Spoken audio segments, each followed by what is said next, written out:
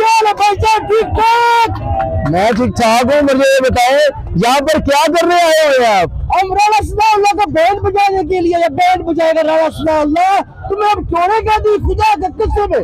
देखो नहीं, बैंड तो राणा सनाउल्लाह तो इस्लामाबाद में, आप लाहौर में बैंड बजा रहे हैं, हम कैसे? बातों के साथ वो रात को नींद नहीं आएगा, उठ के बैठने का डर होगा, उसको ख्वाबों में मैं नजर आएंगे बस।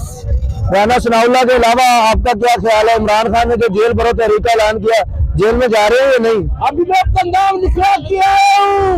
हाँ, जेल में जाऊंगा, उधर भी सबको एंटरटेन करूंगा, गप करूंगा। और वो जो चोरों की नानी है, 4 महीने बाद इसको याद आ गया, बोलना भी है। पहले गूंगा हो गया था, गूंगा। ओ मरियम नवाज शरीफ, छोड़ो हमारा जान, छोड़ो जाओ। यार बड़े आप जज्बे से बोल रहे हैं, मुझे समझ नहीं आ रही है। जब जेल में चले गए तो फिर राणा सनाउल्लाह के बैंड कैसे बजाएंगे? वो भी बातों के साथ